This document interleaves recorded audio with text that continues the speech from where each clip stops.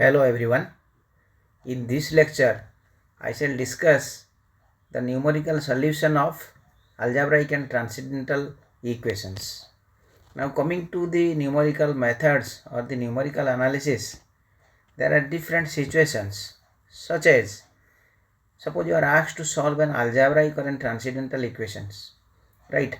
Algebraic equation, you know, the equation involve x, x square, x cube, etc. Transcendental equations, non-algebraic equations, suppose trigonometrical functions sin x, ln x, e to the power x, etc. Thus, these are all the quantities involved in a transcendental equations, right? So, while a equation is algebraic, mostly non-linear, and it is difficult to solve the exact root, then we use the numerical methods. And while a set of given points are given, right, then we are asked to find an interpolating polynomial. Then we use the numerical techniques here. And suppose you are asked to find the derivatives of the polynomial, we also use the numerical techniques to solve a definite integral, which is complicated by means of the earlier techniques. Here also we use the numerical techniques. There are differential equations, basically the initial value problems, okay. We will use the numerical methods which are also not solvable by the previous techniques, usual techniques, and likewise the solution of the system of linear equations. We know there are different methods. We use Gauss elimination method, Gauss Jordan method, here cross multiplication method. These are all the algebraic techniques and matrix techniques. But there are difficult situations where those method fails. Those methods cannot give you the root. Then we use numerical methods, right? So now basically while an engineer or a mathematician solve some physical problems, okay, the difficulty may arise in solving by usual techniques in the context of the above such situations A, B, C, D, E and F. Now coming to year A, solving the algebraic and transcendental equations, there are several methods. There are several methods such as bisection method, secant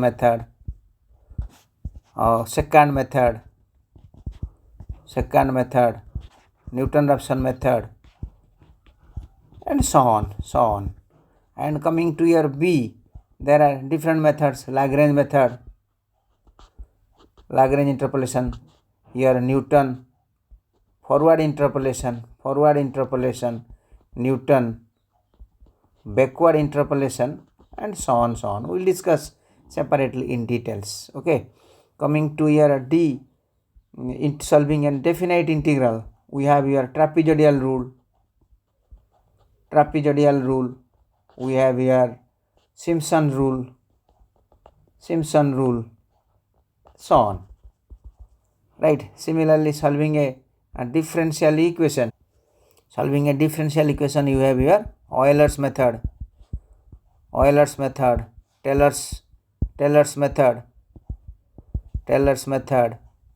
here Runge-Kutta method, so on, etc. And finally, solving a system of linear equations, you have here Gauss-Jacobi method and Gauss-Seidel method. These are all the numerical methods.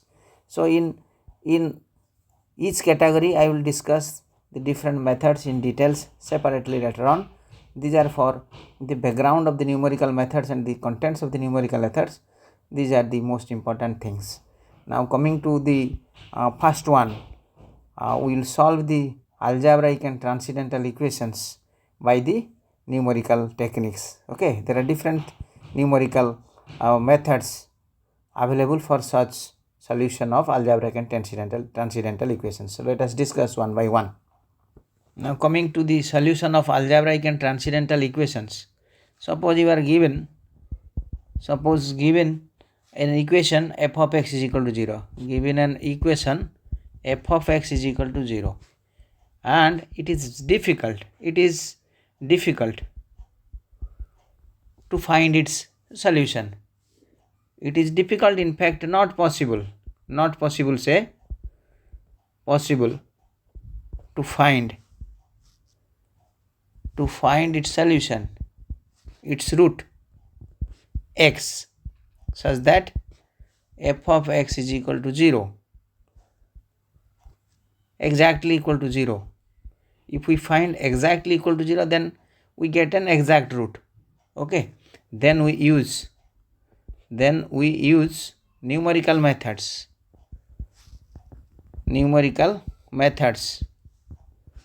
to find an approximate root such that here f of x, say at 0, x0 is an approximate root, tends to 0, and here you say, in fact, find its root, say x0, means f of x0 here is exactly 0, then it is the exact solution here, right? Find it, so in fact we can say exact root. While we solve it by usual technique, we find the exact root, but here if we do not find the exact root, right, then we use the numerical methods to get an approximate root, and this fx0 is very close to 0, right? But for exact root, it is exactly 0. Now, while discussing the solution of algebraic and transcendental equations, what is an algebraic equations? If an equation involves the quantities like x, x square, x cube, etc., then it is an algebraic equation. For example, x cube plus x plus 1 equal to 0, x fourth minus x cube plus 1 is equal to 0, x cube minus 4x minus 9 is equal to 0. These are all algebraic equations. If equation involves the transcendental quantities such as the exponential function, the logarithmic function, trigonometric functions, okay, etc., are called the transcendental equations. For example, if I say x e to the power x is equal to sin x, this is a transcendental equation. Suppose I say x log x plus 1.2 is equal to 0. So this is a transcendental equation. X e to the power x is equal to 10. This is a transcendental equation. Okay. So basically these equations we cannot solve by the usual methods, right? So now coming to a most important property, that is the intermediate value property, which will be very fundamental and useful in solving such algebraic and transcendental equations. So before discussing the intermediate value property, let me to first tell you what is an iterative process. The numerical methods of finding approximate root of a given equation is a repetitive type of process, okay, where the result of the previous step is used, right? In each step the result of the previous step is used, right? And the process is continued till we get the desired degree of accuracy, right? And such a process is known as an iterative process or an iteration process. Now coming to the most important thing, what is the intermediate value property? Let fx be a, or if f of x be a continuous function, if f of x is a real valued continuous function,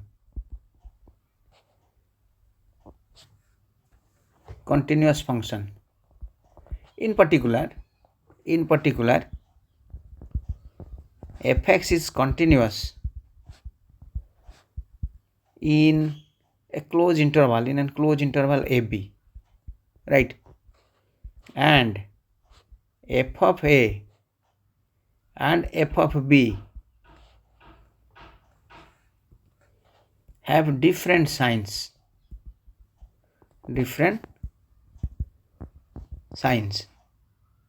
That means to say their product f of a into f of b is negative, right?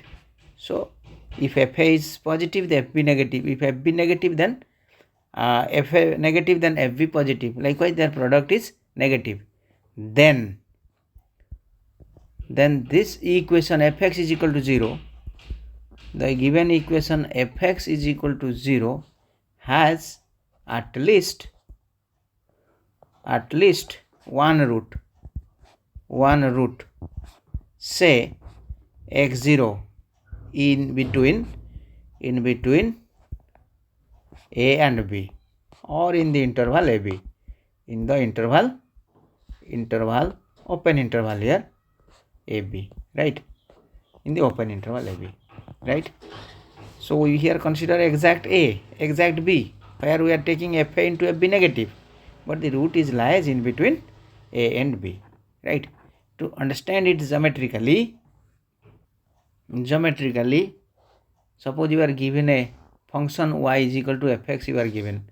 This is my x-axis and this is my y-axis. Suppose a function y is equal to fx is given to you like this. So now suppose this is my point A. At the point A, this is my FA. So here this is AFA. AFA. So FA is a positive value here, is not it? So FA is a positive value here. FA is a positive value. Now suppose this is my point B, and this is my BFB. Now you see this value FB is a negative value here, right? FB is a negative value here. So clearly f of A into f of B is negative here. Is negative here, right? Is here negative. Is negative here. And similarly, if it is negative, and if it is positive, then also, if FA is positive here and FB is negative here. Similarly, if FA may be negative and FB may be positive, then also it's okay. But this product FA into FB is negative. Then this is A and this is B. In between A and B, right, we must find at least one root, right, at which here f of x is 0, right? Then there exists x0 in between A and B, such that f of x, x0 is here 0, right? F of x0 is here 0. So this is the meaning of the intermediate value property. So in view of the geometric interpretation, once FA into FB is negative, right, then the graph of y is equal to fx intersect x-axis at a point, say x0, then this x0 is called the initial approximation to the root of fx is equal to 0, right? We are interested in finding a root of the equation f of x is equal to 0, right? We are interested in finding a root of the equation f of x is equal to 0. Now, on this basis of this, we get a initial approximation. To be more specific, suppose we consider an algebraic equation. Suppose I am considering an algebraic equation here. Suppose my f of x is x square minus 9 is equal to 0. If I find what is my f of 2, f of 2 is my 4 minus 9 is minus 5 negative. If I find f of 5 is 25 minus 9 is 16 is positive. So you see it is negative, it is positive. So we must have a value here in between 2 and 5 at which the function is 0, is not it? In fact, that value, is it not my 3? So 3 here is lies in between 2 and 5 such that my f of 3 is equal to 0. So this is the idea of the intermediate value property. So once we are not getting the exact root, we apply this intermediate value property to get an approximate root, and subsequently using this approximate root, we proceed to find the real root.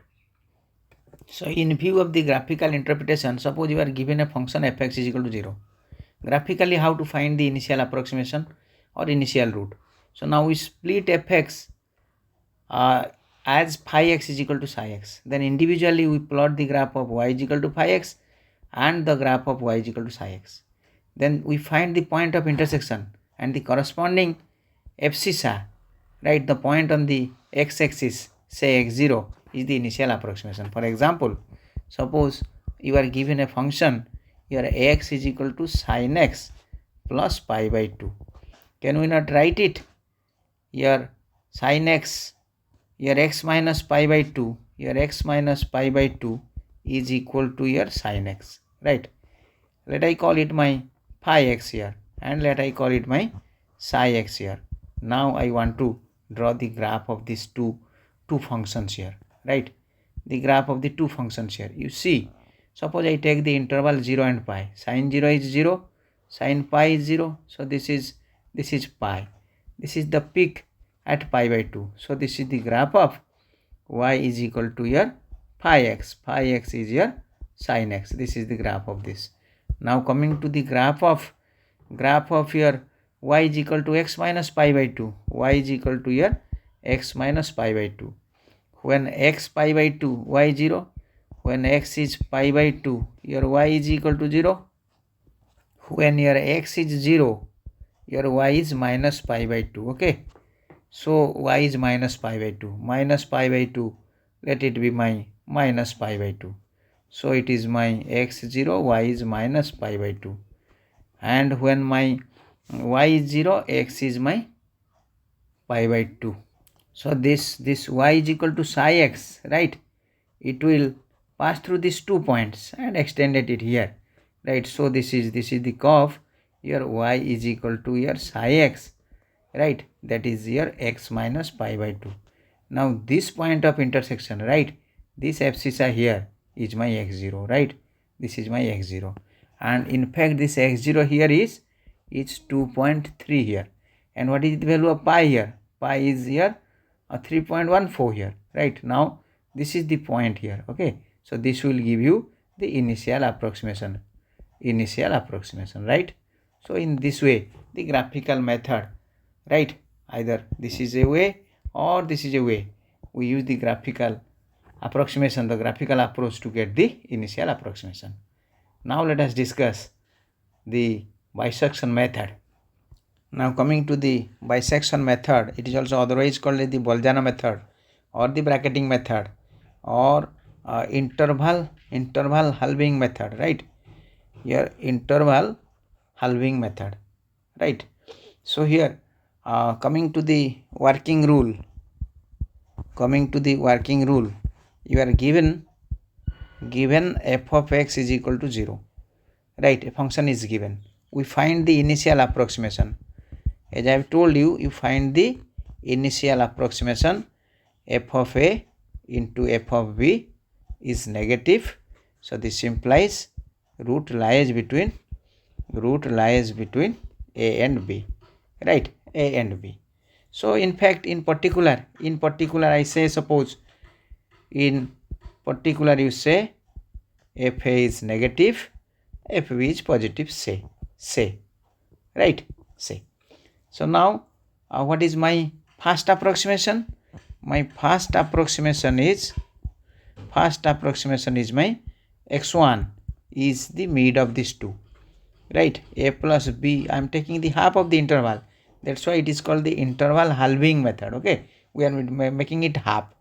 Then we find f of x1. We find what is f of x1, right? Whether it is positive or negative.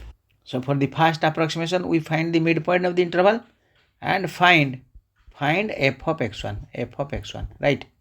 Now if we check it, f of a into f of x1, if f of a into f of x1 is negative, then your root lies between a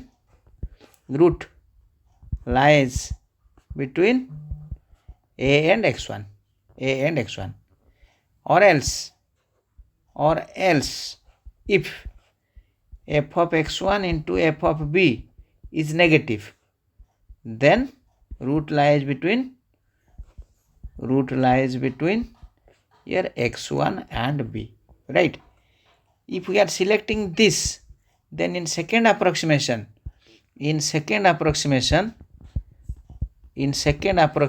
what is your x2? X2 is again the midpoint of these two, a plus x1 by 2, right?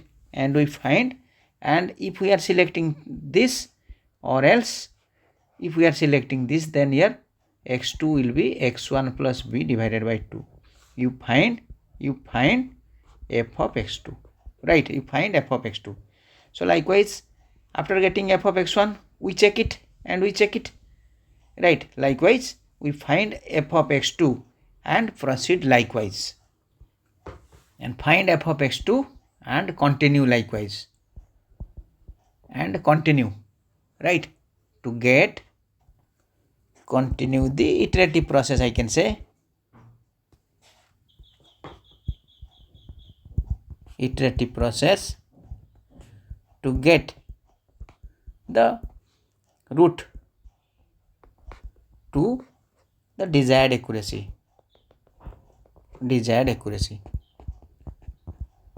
What does it mean? That means we go on squeezing the interval.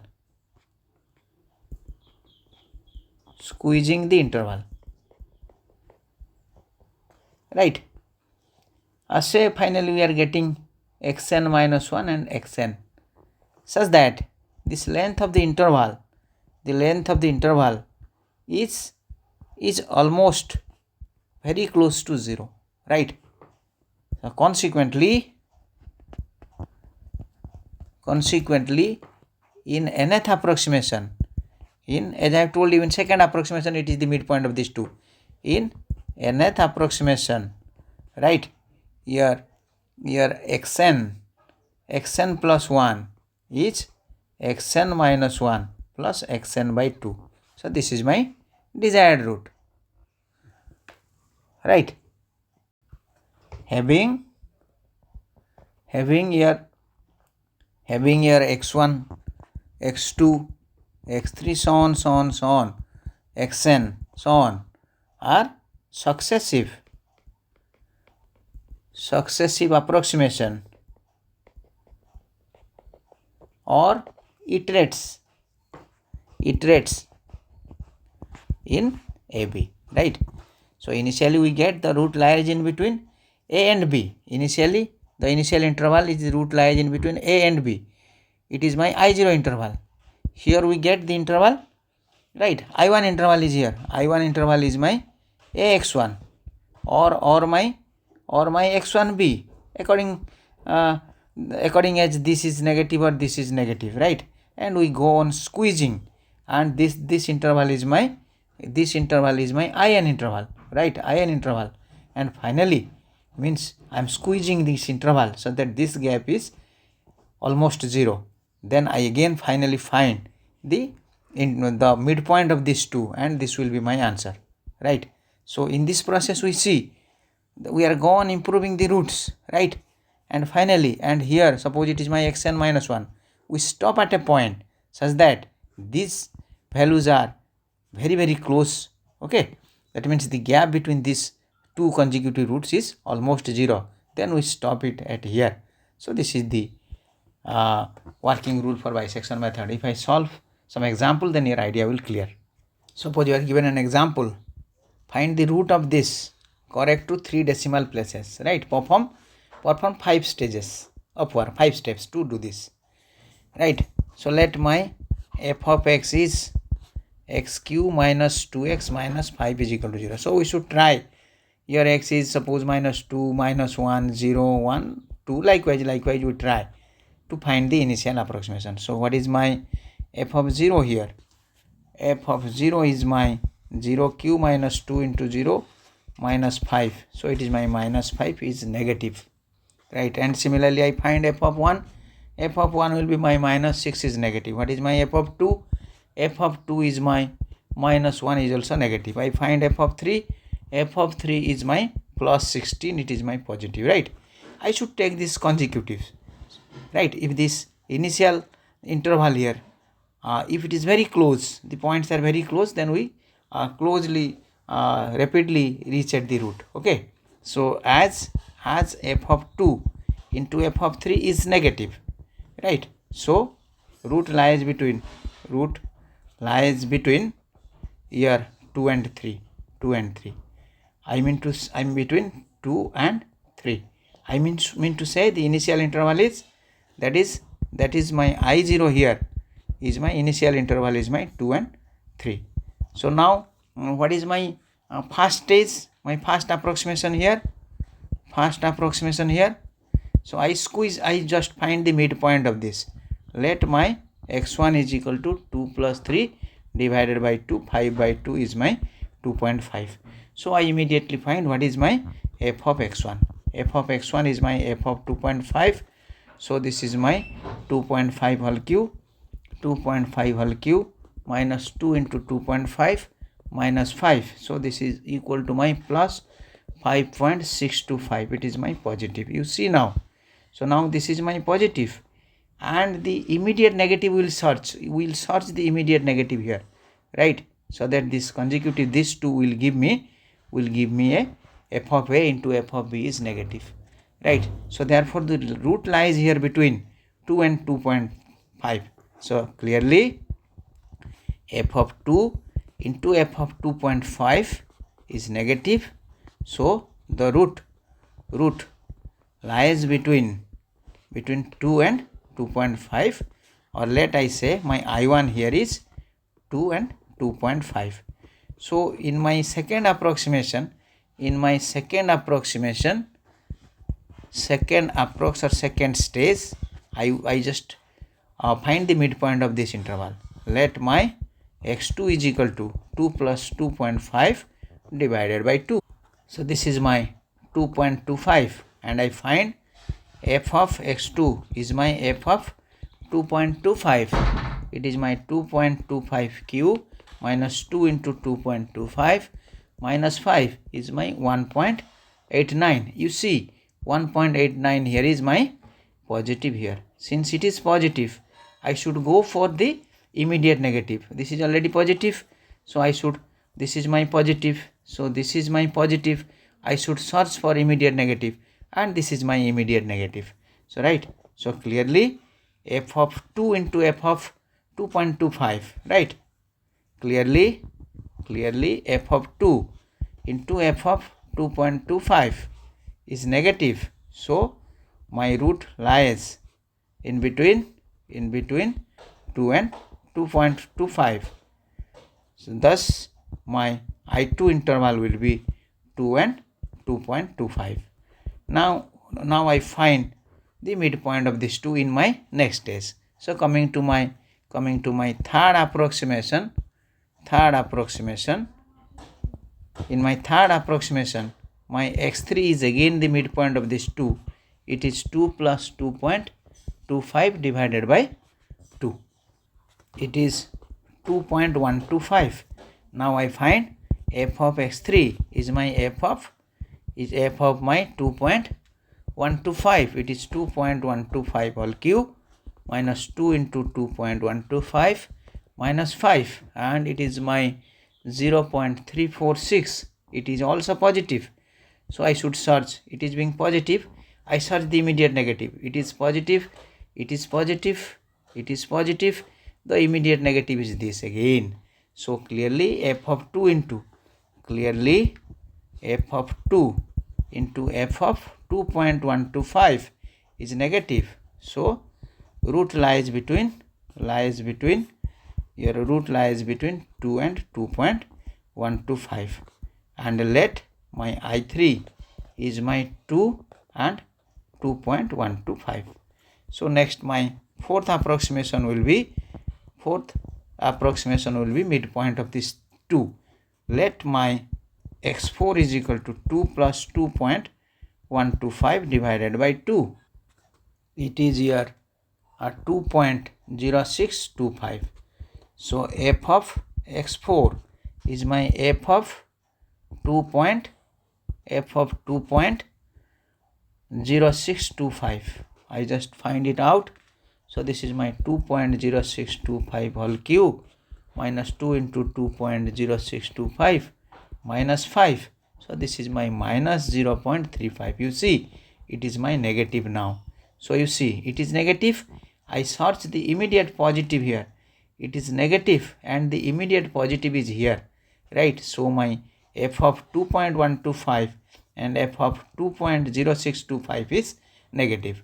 So clearly my f of 2.125 into f of 2.0625 is negative. So my root lies between 2.125 and 2.0625, and let my I4 is 2.125 2.0625. So this is my I4 here. So now consequently my fifth approximation here is, so my fifth approximation is the midpoint of these two is here x5 is equal to 2.125 plus 2.0625 divided by 2. So this is equal to 2.0937375. Okay, so this is the desired root because it is asked to use 5 steps to work out, and we are to correct up to 3 decimal places. So we round it up to 3 decimal places. So we write it 2.093. we just round it out, since here it is after 3 it is more than 5, so I can write it, this is correct up to correct up to 3 decimal places, right? 3 decimal places. So here you see the gap of the interval, here you see, right, it is 0.25 here, and similarly here the gap of the interval is very small. You see, if we see this length of the interval, what is the length here? This minus this minus this, okay, this length will be 0.0625. it is close to 0, right? It is close to 0. That means we go on squeezing the interval. Here the length was 0.25 here, but here we go on squeezing it to get the length of the interval is this. Okay, so now this method, bisection method, is a lengthy method. Okay, still we are not getting very close roots, but we are asked to find up to your 5 steps, so we stop it here, right? If in fact if I want to just have a note, if I want to find what is f of my x5, is it close to 0 or not, then it is my simply minus 0.006153. is it not here close to 0, right? So here x5 is equal to this, is a root of the given equation, right? We stop it here, okay, so we stop it here. Now this is for your reference, that whether it is approaching 0 or not, this is a root or not, to understand it. Now let us solve just one more example to solve a transcendental equation. You are given one more transcendental equation, right? F of x is this, right? What is your f of x? F of x is x log x minus 1.2. now the initial approximation is also given to you here, right? Is given to you. So if I come to the solution, so let my fx is x log x, here the base is 10, is 1.2, or minus 1.2 is equal to 0. Here base is 10 here, and since it is asked in the interval 2 and 3, you find f of 2. You should use the calculator, okay? Calculator. F of 2 you will see it is negative, and you find f of 3 and it is positive. You should check it by using your calculator. So at my first iteration, I find this midpoint of these two, right? So find the midpoint of these two. x1 is my this 2 plus 3 divided by 2. This is 2.5. So that means my f of x1 I find is f of 2.5, right? You just simplify it. It is 2.5 log 2 base 10, 2.5, and here minus 1.2. You find it. Use your calculator. It will be minus 0.2. It is negative. So now you see here it is negative. So come to the immediate positive here. It is negative. Then the immediate positive is this. So I should take this, right, as f of 3 into f of 2.5 is negative. So root lies between, right, 2.5 and 3. Let my I1 interval is 2.5 and 3, right? And here my given interval here I0 interval is given to you 2 and 3, right? This is your I0 interval. Now in the next second iteration, what you have to do, you find again the midpoint of this. What is your x2? x2 is 2.5 plus 3 divided by 2. It is 2.75. So what happens to f of x2 is f of 2.75. If you solve it, minus 0.75 008. It is also negative. Since here this is negative here, you find the immediate positive. You find the immediate positive here. It is negative. So immediate positive, it is negative, not considered. It is your immediate positive. So f of 3, right? F of 2.75 into f of 3 is negative. So that means my root lies between 2.75 and 3. So let my I2 interval is 2.75 comma 3, right? So I just subdivide it in third iteration. My final root here is x3 is equal to midpoint of this 2.75 plus 3 divided by 2 is my 2.875.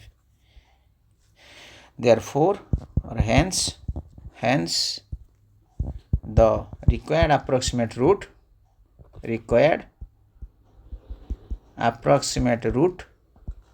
is 2.875 after 3 iterations, right? We'll stop it here. Okay, so coming to the summary of this lecture.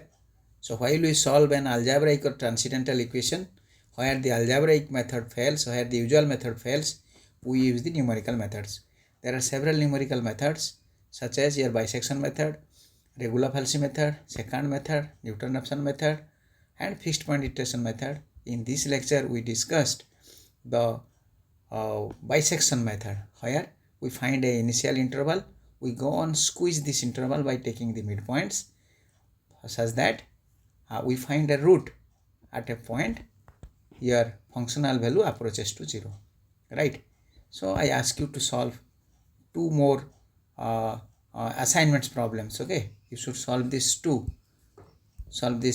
and while we find any trigonometric function, you keep your calculator in radian mode. Okay, you keep your calculator in radian mode and continue. Now coming to this convergence of this method, I should have one remark. Now coming to the concluding remark, bisection method is very slow. In bisection method, suppose we get the answer in 5 steps. In Newton-Raphson method, in 2 steps we may get the answer. Okay, so it is very slow, but it will surely converge, because in each step we are checking fa into fb is negative. So by intermediate value property, the root must be there, right? And the error at any intermediate step is less than half of the error in the previous step. In each subsequent stage, we are go on improving this method, right?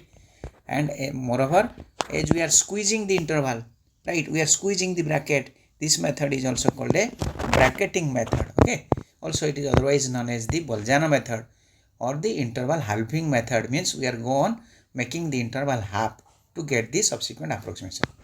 Now if you feel that this lecture is interesting and helpful to you, please subscribe to this channel, which will boost my motivation to upload subsequent videos for your benefits. Okay, so the video is getting lengthy, we should close it here.